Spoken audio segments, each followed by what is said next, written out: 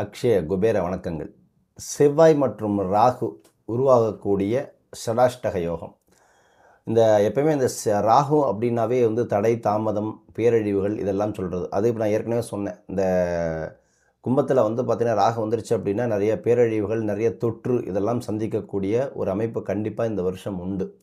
அதே போல் இந்த செவ்வாய் மற்றும் ராகு சேரும்பொழுது என்னாகும் அப்படின்னு கேட்டிங்கன்னா, பேரழிவுகளை அளிப்பதோடு மட்டுமல்லாமல் சில ராசிகளுக்கு வந்து பார்த்திங்கன்னா சில கஷ்டகாலங்களையும் அனுபவிக்கக்கூடிய ஒரு அமைப்பும் வருது. அதுதான் ஷடாஷ்டக யோகம்னு பேர். இந்த ஷடாஷ்டக யோகத்தால் வந்து பார்த்திங்கன்னா சில ராசிகளுக்கு வந்து பார்த்திங்கன்னா பெரிய இழப்புகளை சந்திக்கக்கூடிய ஒரு அமைப்பாக இருக்குது. நீங்கள் அலர்ட்டாக இருந்துக்கோங்க. அது எந்த ராசிகள்ங்கிறது இந்த தெளிவாக சொல்கிறேன். வீடியோ முழுசாக ஸ்கிப் பண்ணாமல் பாருங்கள். சும்மா இதை கேட்டு புரண்டு போகாதீங்க. இந்த ஜோதிடத்தில் பொறுத்த வரைக்கும் நீங்கள் தெளிவாக சில விஷயங்கள் சொல்லும்போது உங்களுக்கு தேவையான விஷயங்கள் நான் சடனாக வந்து சில பதிவு நடுவில் சொல்லுவேன். ஸோ அது உங்களுக்கு மிகப்பெரிய ஒரு மாற்றத்தை கொடுக்கும். கிரகங்கள் வந்து சேனாதிபதியும் எடுத்தோம்னா செவ்வாய். அது பலவிதமான அமைப்பை வந்து இந்த செவ்வாய் நமக்கு கொடுத்தாலுமே கூட, கடகத்தில் வந்து பார்த்திங்கன்னா செவ்வாய் நிலை பெற்றிருக்கக்கூடிய ஒரு அமைப்பாக இருந்தாலும், மேலும் ஜூன் 7, 2025 வரை இந்த ராசியிலே இருக்கக்கூடிய ஒரு அமைப்பு.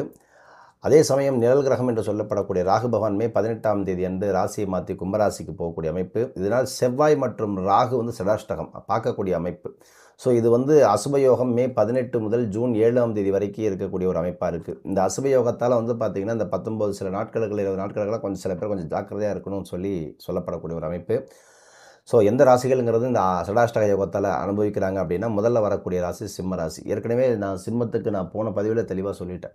அந்த சிம்ம ராசிக்காரர்களை பொறுத்தவரைக்கும் நிதானம் தேவை, அவசரப்படக்கூடாது, எடுத்தங்கவுத்துன்னு இந்த விஷயத்தை செய்யாதீங்க, அனாவசியமாக கோவப்படாதீங்க, டென்ஷன் ஆகாதீங்க. ஏன்னா சனி வேறு உங்களுக்கு சாதகம் இல்லாத ஒரு நிலையில் இருக்கிறதுனால, அதுவும் சிம்மத்தில் மிக முக்கியமாக உத்திராட நட்சத்திரக்காரர்களுக்கு வந்து பார்த்திங்கன்னா, மகம் புறம் உத்திரம் நட்சத்திரங்களுக்கெல்லாம் வந்து பார்த்திங்கன்னா கொஞ்சம் ஜாக்கிரதையாக இருங்க.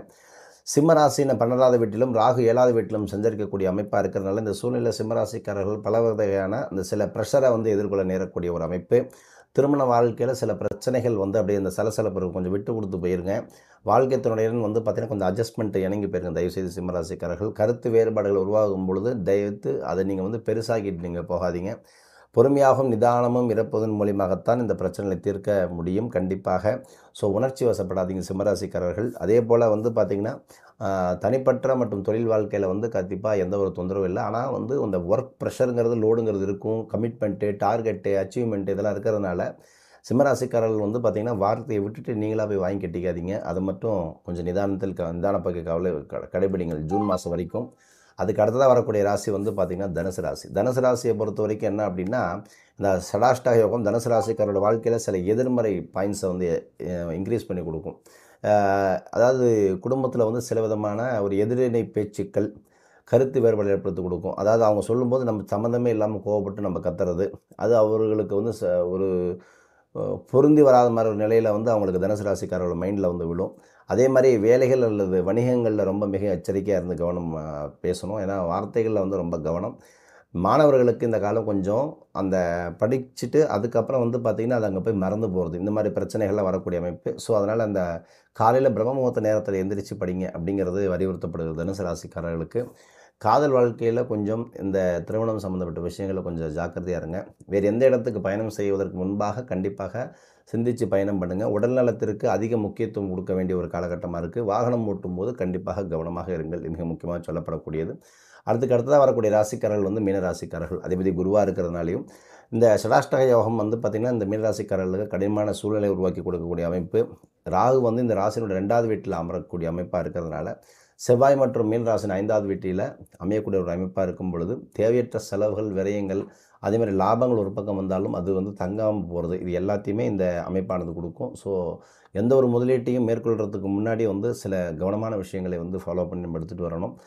நஷ்டத்தை சந்திக்கக்கூடிய ஒரு அமைப்பாக இருக்கிறதுனால கொஞ்சம் இந்த ஜூன் மாதம் வரைக்கும் வந்து மீனராசிக்காரர்களுக்கு கொஞ்சம் அடக்கி வாசிக்கணும் அப்படிங்கிறது சில முடிவுகளாக சொல்லப்படுகிறது. அதே மாதிரி அதையும் நம்பி இன்வெஸ்ட்மெண்ட் பண்ணுறது, ஆன்லைனில் நம்பி இன்வெஸ்ட்மெண்ட் பண்ணுறது, ஃப்ரெண்டு சொல்கிறாங்கன்னு சொல்லி ஷேர் மார்க்கெட்டில் போடுறது, ட்ரேடிங்கில் போடுறேன் அதை பண்ணுறேன்னு சொல்லிட்டு தயவுசெய்து பணத்தை இழக்க வேண்டாம்.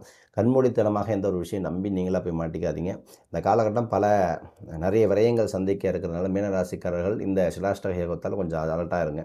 ஸோ பொதுவாக வந்து பார்க்கும்பொழுது இந்த மீனராசிக்காரர்களுக்கு இந்த மாற்றம் கண்டிப்பாக நடக்கும். அப்போ சிம்மம், அதே போல் என்ன அப்படின்னு கேட்டிங்கன்னா தனுசு, மீனம். சிம்மம், தனுசு, மீனம் இந்த 3 ராசிக்காரர்களுக்குமே இந்த செவ்வாய் ராகு சடாஷ்டக யோகத்தால் சில கருத்து வேறுபாடுகளும் சில ப்ரெஷர்களும் அதேமாதிரி நம்பி ஏமாறக்கூடிய அமைப்பும் இருக்கிறதுனால இந்த 3 ராசிக்காரர்களும் கண்டிப்பாக கவனமாக இருங்க. ஆனால் இதில் ஒரு விதிவிலக்கு என்ன அப்படின்னா, உங்களுடைய சூரியனோ உங்களுடைய குருவோ அதே மாதிரி வந்து பார்த்திங்கன்னா உங்களுடைய நட்சத்திராதிபதி உங்களுடைய லக்னாதிபதி எல்லாம் நல்லா இருந்தாங்க அப்படின்னா கண்டிப்பாக இந்த விரயத்தில் சிக்காமல் உங்களை காப்பாற்றி விட்டுருவாங்க. ஸோ அந்த பிரச்சனையிலேருந்து உங்களுக்கு நல்ல மாற்றங்களை கொடுத்துருக்கும். ஸோ உங்களுக்கு சூரியனாக இருக்கட்டும், குருவாக இருக்கட்டும், உங்களுடைய லக்னாதிபதி நல்ல நிலையில் இருந்தாங்க அப்படின்னா அதை நீங்கள் தாண்டி ஜெயிச்சுட்டு வந்துடுவீங்க. அதே மாதிரி இந்த தேவையில்லாத விரயங்கள்லாம் குறைத்து வருவது நல்லது. இது மிக முக்கியமான விஷயம். ஸோ அப்போது ஒரு ஜாதகத்துக்கு ஒரு யோகங்களை கொடுக்கறது சில கிரகங்கள்லாம், சில கிரக சேர்க்கை வந்து நான் ஏற்கனவே சொன்ன மாதிரி சில குறிப்பிட்ட ராசிகள் இணையும் பொழுது பிரச்சனைகளையும் கொடுத்து தீரும். அப்போ நல்லதும் பண்ணாது கெட்டதும் பண்ணாது அவங்களுடைய கிரக இணைவுகள் நம்மளுடைய ஜாதகத்தில் அமர்ந்திருக்கக்கூடிய இடத்தையும் பார்க்கக்கூடிய இடத்தையும் பொறுத்து இந்த பலன்கள் எல்லாம் வேறுபடும் அப்படிங்கிறது ஒரு அமைப்பு. இது பொதுவான பலன்கள் தான். இது கோச்சார பலன்களாக மட்டும்தான் சொல்லப்படுகிறதே தவிர உங்களோட சுயஜாதக பலன்கள் அல்ல. ஸோ இந்த பலனை வச்சுக்கிட்டு நீங்கள் விட்டுட்டு டைரெக்டாக வந்து உள்ளே இறங்கி இன்வால்வ் பண்ணி நீங்கள் எடுத்துக்காதீங்க. உங்களோட சுயஜாதகத்தை ஆலோசனை செய்த பிறகு முதலீடு என்பதை மட்டும் செயல்படுத்துங்கள். நிறைய ஜாதகங்களை நம்ம பார்த்துருக்கோம். ஸோ அதில் நான் சொல்ல வேண்டிய ஒரு விஷயம் என்னுடைய அனுபவத்தில் நான் சொல்கிறது என்ன அப்படின்னா, ஒரு 10 லட்சம் 5 லட்சம் 20 லட்சம் பெரிய லெவலில் நீங்கள் முதலீடு போடுறீங்க அப்படின்னா அதில் ஒரு 1000 2000 செலவு பண்ணி உங்களுடைய கிரகநிலைகளை ஆராய்ந்து கொண்டு ஸோ அதுக்கு தகுந்த மாதிரி நீங்கள் போனீங்க அப்படின்னா பெரிய விரயங்களிலிருந்து கண்டிப்பாக தப்பிக்கலாம். சப்போஸ் நல்ல நாளமாக இருந்ததுன்னா பிரச்சனை இல்லை. சப்போஸ் சில நேரம் நமக்கு கால் நேரம் சரியில்லை அப்படின்னா நம்மளாக போய் உள்வாங்கி போய் மாட்டிக்கூடாதுங்கிறத மட்டும் மனதில் வைத்துக் கொள்ளுங்கள். ஒன்று. அதுக்கு அடுத்ததாக மிக முக்கியமாக சொல்லப்பட வேண்டியது என்ன அப்படின்னு கேட்டிங்கன்னா, ஸோ கடனை தீர்க்கக்கூடிய மைத்திர முகூர்த்த நேர கேலண்டர் வந்து ஆல்ரெடி டிஸ்பேச் ஆகி போயிட்டுருக்கு. ஸோ மைத்திர முகூர்த்த நேரம் இப்போ வந்தாச்சு. ஸோ நாளைக்கு இருக்குது. ஸோ அதை பற்றின வீடியோ அடுத்த பதிவில் வரும். ஸோ வெகு விரைவில் வந்து பார்த்திங்கன்னா சித்ரா பௌர்ணமிக்கு அந்த கடனை தீர்க்கக்கூடிய மைத்திர முகூர்த்த நேர கேலண்டர் திருவண்ணாமலையில் நம்ம 300 பேருக்கு டிஸ்பேச் பண்ணியிருக்கோம். ஸோ அதை பற்றின டீட்டெயில்ஸ் உங்களுக்கு விரைவாக வரும். ஸோ மேலும் உங்களுடைய ஜாதகத்தில் உங்களுடைய லைஃப்பில் பொறுத்த வரைக்கும் யார் உங்களுடைய வெற்றி எப்போ கிடைக்கும், எதனால் பிரச்சனைகள் தீரலை, எப்போ தள்ளி போகுது, ஏன் நடக்க மாட்டேங்குது, என்ன காரணம், எங்கே பிரச்சனை வந்துகிட்ருக்கு, எது தடுக்குது எது முடக்குது அப்படிங்கிற விஷயத்தை தெளிவாக தெரிந்து கொண்டு அதற்கு தகுந்தாற்போல் உங்களை மாற்றிக்கொண்டு நீங்கள் இயங்கினீர்கள் என்றால் கிரக பலங்களும் உங்களை மாற்றிக்கொள்ளும் போது நடக்கக்கூடிய செயல்களும் கண்டிப்பாக மிகப்பெரிய வெற்றியை கொடுக்குங்கிறத மட்டும் மனதில் வைத்துக் கொள்ளுங்கள். ஸோ உங்களை யார் முடக்கிறா, யார் தடுக்கிறா, எப்போ எனக்கு மாற்றம் வருங்கிறத கண்டிப்பாக தெரிந்து வைத்து உங்களுடைய டேட் ஆஃப் பர்த் உங்களுக்கு தெரிஞ்சால் மட்டும்தான் உங்களுடைய நிகழ்வுகளை அடுத்த கட்டத்தை நோக்கி நகர்த்தி எடுத்துகிட்டு போக முடியும். இல்லைனா அதிலேயே உட்காந்துட்டு மைண்டை பிளாக் பண்ணிகிட்டே இருந்துட்டு நீங்கள் பிரச்சனை பேசிகிட்டே இருக்க வேண்டியது தான். இப்போ நடக்கும்னா அப்படி தான் நடக்கும், இல்லை டிலே ஆகும்னா டிலே ஆகும். இவ்வளோதான் விஷயம். ஸோ அது எப்போ எந்த காலங்கிறத தெரிந்து கொள்வதற்கு நீங்கள் கன்சல்டேஷன் பண்ணி பார்த்துக்கலாம். நற்பவி நல்லதே நடக்கட்டும். ஓம் ஸ்ரீ குருபியோ நமஹ.